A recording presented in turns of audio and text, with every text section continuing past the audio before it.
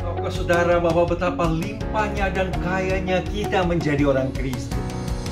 Saya akan mulai dari kesaksian Rasul Paulus dalam sebuah perikop yang sangat indah yang dia tulis dari Efesus pasal yang pertama ayat yang ketiga sampai dengan 14. Di dalam perikop Efesus pasal yang pertama ayat yang ketiga sampai 14. Para ahli tafsir Alkitab mengatakan ini satu perikop yang boleh kita katakan sebagai the sandwich perikop, atau ini adalah burger perikop.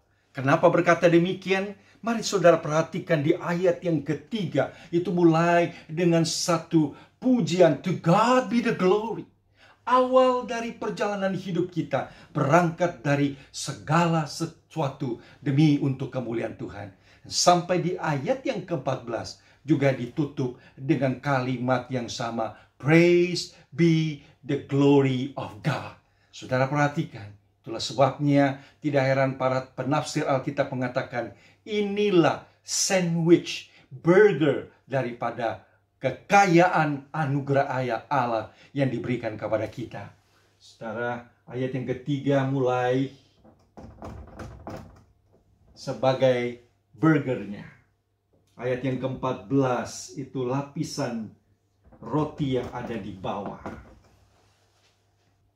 Paulus berkata dari ayat yang ketiga, terpujilah segala kemuliaan kepada Allah Bapa dan Tuhan kita Yesus Kristus, karena segala kelimpahan berkat surgawi telah diberikan kepada kita. Ia yang memilih dan menentukan kita dari semula. Dialah juga yang membenarkan kita sehingga melalui darah Yesus Kristus kita ditebus olehnya. Kita mengenal keselamatan yang menjadikan kita itu serupa dengan Yesus Kristus. Di dalam Yesus Kristus, Ia juga memberikan pengampunan dosa kepada kita. Di dalam Yesus Kristus, kita boleh mendengar dan percaya kepada pemberitaan Injil. Dan di dalam Yesus Kristus, kita juga mendapatkan deposit, garansi dari pemberian Roh Kudus sampai hari kemuliaan kita tiba.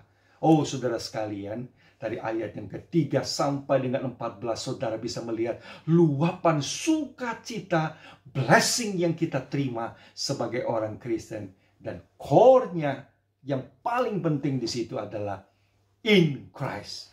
Saya boleh memberikan ini sebagai homework PR buat saudara. Coba saudara membaca Alkitab di dalam Efesus pasal 3, 1 ayat 3 sampai 14. Dan saudara menemukan semua kata yang dipakai di dalam Dia, di dalam Kristus, di dalam Yesus, di dalam kasih-Nya atau in Christ. Saudara, ada berapa kali Paulus meluap sukacita berulang-ulang menggunakan itu semua. Saudara, inilah kekayaan yang Paulus ingin katakan di dalam bracket ini. To God be the glory. Di akhir daripada hidup kita, kita juga katakan praise to God's glory. Oh, puji Tuhan.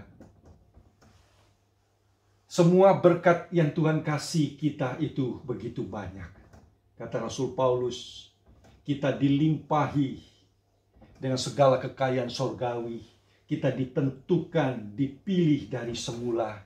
Kita boleh berbagian serupa dengan gambaran anak Yesus Kristus. Di dalam Yesus Kristus kita menerima pengampunan dosa. Kita mengenal pemberitaan Injil di dalam Yesus Kristus. Dan kita mendapatkan karunia daripada Roh Kudus di dalam Yesus Kristus. Tujuan daripada saya memulai bagian ini, saudara, tidak lain dan tidak bukan supaya kita tahu pada waktu kita melihat sentralitas dari perjalanan hidup Kristen kita di awal sampai pada perjalanan hidup Kristen kita. Kalau kita mengertinya secara teosentris, berangkat dari Allah, maka kita tahu hidup kita ini bukan soal apa yang saya dapat, apa yang saya raih, apa yang menjadi achievement, dan apa yang saya mau sukses untuk diriku. Tapi begitu kita tahu kita telah ditebus dengan darah Kristus yang mahal, kita mulai dan berangkat dengan hormat bagi kemuliaan nama Tuhan. Memahami konsep ini, maka kita tahu hidup Kristen kita itu adalah hidup demi untuk hormat dan kemuliaan nama Tuhan. Saudara, dengan pemahaman teologi seperti ini bagi fondasi hidup Kristen kita, saya percaya kita akan menjadi orang Kristen yang indah, yang solid, yang mengerti di dalam setiap pergumulan yang kita alami itu tidak lain dan tidak bukan hanya Tuhan yang patut menerima segala puji dan hormat dan bukan diri kita. Saudara, seperti yang saya sudah jelaskan beberapa waktu yang lalu, kita mulai pembahasan mengenai fondasi teologis kehidupan Kristen kita. Bagaimana sih kita boleh menjadi orang Kristen? Dan kita berangkat dari Roma pasal yang ke-8 ayat yang ke-30. Dari Roma pasal 8:30 dimulai, mereka yang ditentukannya dari semula, mereka itu pula yang dipanggilnya. Mereka yang dipanggilnya, mereka itu pula yang dibenarkannya. Dan mereka yang dibenarkannya, mereka itu pula yang dimuliakannya. Beberapa minggu kita sudah membahas yang dipanggil, mereka itu dilahirbarukan oleh Roh Kudus. Barulah kita manusia yang berdosa itu sanggup dan mampu bisa berespon dengan iman dan pertobatan. Melalui iman kita dibenarkan, kita dideklarasi benar oleh Allah. Bukan itu saja, kita diangkat menjadi anak-anaknya. Memahami ini, maka Rasul Paulus mengatakan, kita telah menerima segala kekayaan sorgawi menjadi milik kita. Supaya kita boleh menjalani di atas muka bumi ini sebelum kita selesai dan dimuliakan bertemu dengan Tuhan. Kita menjalani hidup proses pengudusan. Semua berkat kasih karunia yang kita dapat ini, seperti Efesus pasal yang pertama, ayat 3 sampai 14, Paulus menyebutkan ini semuanya kita dapatkan di dalam Yesus Kristus. Saudara, inilah perjalanan hidup kita dari awal sampai akhir menjadi anak-anak Tuhan. Dan hari ini kita sudah sampai kepada pembahasan yang lalu, panggilan, lahir baru, iman, dan pertobatan. Dan sekarang kita tiba membahas mengenai pembenaran. Inilah semua rangkaian yang menjadikan kita orang Kristen dari awal. Pekerjaan Allah yang luar biasa. Saudara sekalian, disinilah kita tiba kepada pembenaran. Allah membenarkan kita ketika kita meresponi panggilan Injil. Ketika Allah melahirbarukan kita di dalam Roh Kudus, kita berespon dengan iman dan pertobatan. Alkitab berkata, mereka dibenarkan oleh iman. Mereka dibenarkan melalui iman. Mari kita definisikan pertama, terlebih dahulu, pembenaran. Pembenaran adalah tindakan deklarasi dari Allah. Seperti seorang hakim yang mendeklarasi seseorang yang telah dituduh bersalah, yang patut dihukum mati. Allah membenarkan orang itu. Dan Allah membenarkan orang itu oleh karena kebenaran yang telah Yesus Kristus lakukan, sehingga menggenapkan dan memuaskan tuntutan hukum dan keadilan dari sang hakim. Sehingga Allah membenarkan kita. Pembenaran didasarkan kepada Yesus Kristus dan bukan oleh karena sesuatu yang ada di dalam diri kita. Ini penting sekali. Itulah sebabnya saudara sekalian, kalau kita membaca surat Paulus mulai dari Roma pasal 1 ayat 18 sampai dengan pasal 3 ayat 20, Rasul Paulus ingin memberitahukan kepada kita melalui satu rangkaian argumentasi sampai kepada pasal ketiga ayat yang ke-20 Roma. Rasul Paulus berkata bahwa sebab tidak seorang pun yang dapat dibenarkan di hadapan Allah oleh karena melakukan hukum Taurat. Karena justru oleh hukum Taurat orang mengenal dosa. Tidak mungkin dibenarkan karena perbuatan kita. Doktrin pembenaran itu adalah doktrin yang penting luar biasa. Dan justru itulah yang menjadi fondasi bagaimana perjuangan daripada bapak-bapak reformator di tahun 1500-an. Bahwa kita dibenarkan oleh karena Allah telah membenarkan kita dalam Yesus Kristus. kita terima dengan iman dan bukan karena jasa perbuatan yang bisa kita lakukan. Doktrin pembenaran, John Calvin katakan, itu seperti sebuah engsel yang membuat kita itu melihat pembenaran kita akan jatuh kemana. Pada waktu kita melihat pembenaran kita itu berpusat kepada Allah, maka kita tahu Allah lah dan Yesuslah yang menjadi pusat pembenaran kita. Dialah yang patut dimuliakan dan bukan oleh karena perbuatan kita, tetapi oleh karena anugerah Allah. Salah kita memahami mengenai doktrin pembenaran akan membuat kita menjadikan keselamatan kita itu berpusat kepada diri sendiri, manusia yang ditinggikan, dan kebaikan rohani manusia yang menjadi dasar seseorang itu dibenarkan. Mungkin pembenaran adalah satu kata yang sangat teknis. Tapi mari saudara sekalian, kita bisa ingat, kita bisa bayangkan, dan bahkan juga kita tidak mungkin bisa bayangkan selain kita katakan, Tuhan, to God be the glory. Pada waktu kita bisa melihat hidup daripada Rasul Paulus yang begitu bengis, yang menganiaya orang Kristen dan senang dengan segala penderitaan orang Kristen, dan Tuhan membenarkan dia, bahkan mengangkat dia dari lumpur dosa dan menjadikan dia seorang rasul yang boleh melayani Tuhan. Mari kita coba bayangkan, kita adalah orang yang seperti anak yang hilang, telah mendegradasi hidup kita. Di situ kemudian Allah tetap datang mencari kita dan mengangkat status kita. Mari kita bayangkan saudara sekalian, sampai akhir hidup kita tidak ada hal yang baik yang pernah kita kerjakan dan lakukan, dan kita sudah divonis mati dan berada di atas kayu salib, dan kita layak menerima penghukuman itu. Dan di dalam menit-menit yang terakhir, kita kemudian melihat kebenaran, kebaikan, dan kasih dan pengampunan Yesus Kristus. Dan kita berkata, Tuhan, ingatlah aku pada waktu Engkau datang sebagai Raja. Di situ Yesus Kristus katakan, hari ini engkau bersama dengan aku di Firdaus. Kita tidak sanggup bisa membayangkan betapa indahnya, apa artinya kita yang berdosa, bersalah itu dibenarkan oleh Tuhan. Kenapa kita harus dibenarkan? Karena tidak mungkin kita bisa mendapatkan kebaikan Tuhan, belas kasihan Tuhan berdasarkan siapa kita dan berdasarkan apa yang kita lakukan. Apakah dengan perbuatan baik, dengan melakukan hukum Taurat bisa?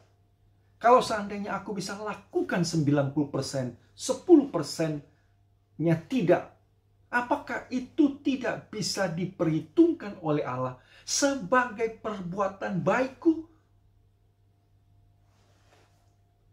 Paulus mengatakan, kenapa tidak mungkin kita bisa dibenarkan oleh karena perbuatan atau melakukan hukum Taurat? Karena Roma pasal yang ke-5, Paulus itu mengatakan kalimat yang luar biasa ini. Sekali lagi aku katakan kepada setiap orang yang menyunatkan dirinya, bahwa ia wajib melakukan seluruh hukum Taurat. Kamu lepas dari Kristus jika kamu mengharapkan kebenaran oleh hukum Taurat. Kamu hidup di luar kasih karunia. Mau menjalankan hukum Taurat, maksudnya melalui perbuatan kita dibenarkan. Paulus katakan, syaratnya adalah engkau harus melakukan seluruh tuntutan hukum Taurat. Kita tidak sanggup dan tidak mungkin, tidak bisa. Itulah sebabnya terjadi berita yang indah. Berita Injil. Demikianlah Roma pasal yang ke-3 ayat 21, kata bat muncul.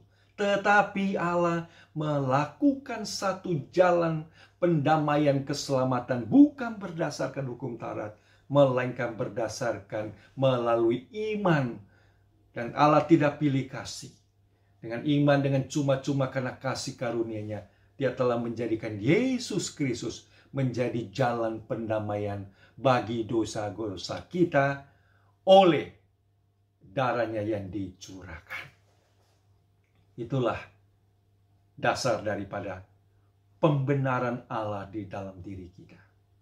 Pembenaran itu terjadi bukan karena kita bisa mendapatkan dan melakukannya. Pembenaran itu terjadi karena apa yang Yesus Kristus telah lakukan bagi kita. Apa yang Yesus Kristus lakukan bagi kita sangat berkaitan erat sekali dengan siapa Dia. Nah, kita tidak bahas doktrin itu, doktrin mengenai Yesus adalah Allah yang sejati dan manusia sejati di sini.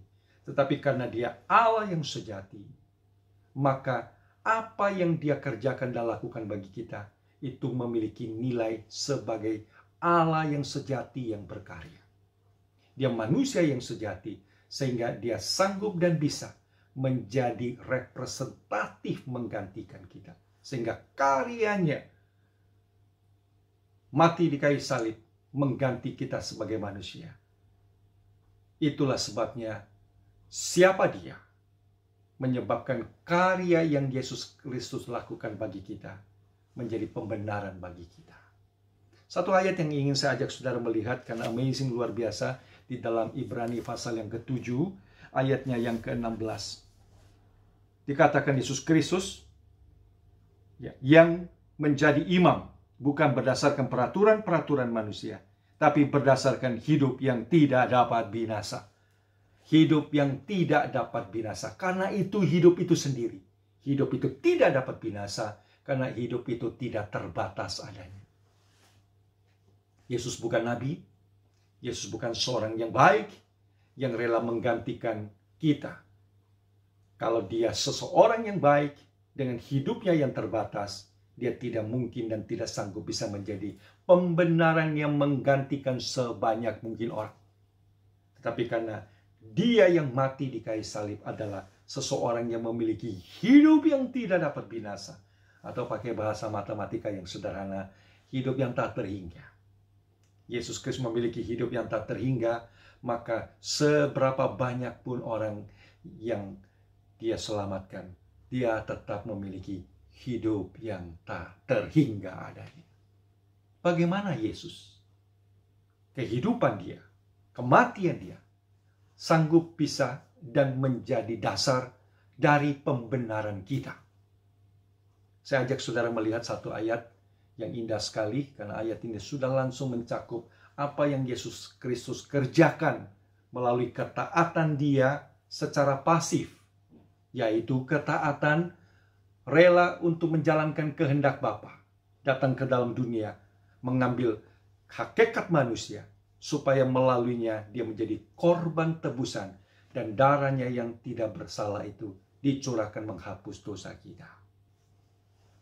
Pada saat yang sama, Dia melakukan satu ketaatan bukan saja pasif kepada Bapa punya kehendak, tapi ketaatan aktif, yaitu apa yang kita gagal sebagai manusia untuk melakukan seluruh hukum Taurat, takluk dan aktif dengan tidak berdosa. Kita telah gagal, namun Kristus menjalani hidup itu dengan tidak berdosa. Sehingga apa yang Dia kerjakan dan lakukan menjadi kebenaran di dalam Yesus Kristus. Sehingga Dia mati bagiku, menebus dosa-dosaku, menyelesaikan hutang-hutangku. Tapi pada saat yang sama, Yesus Kristus itu bukan saja menggantikan aku, tetapi hidupnya itu juga menjadi milikku karena pembenaran Dia kerjakan.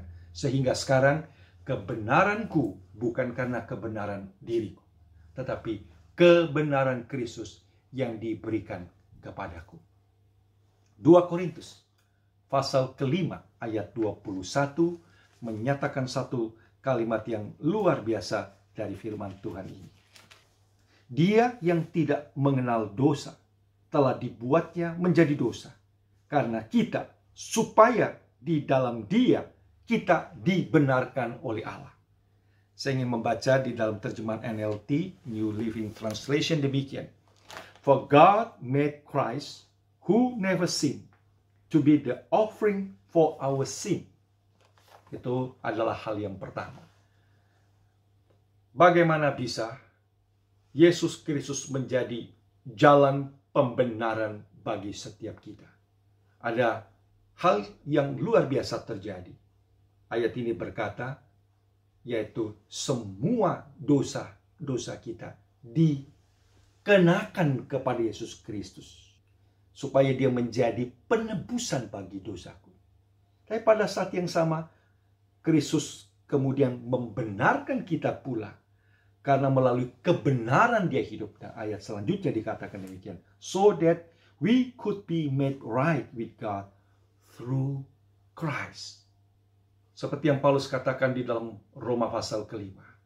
Yesus Kristus telah menjadi pengganti bagi kita.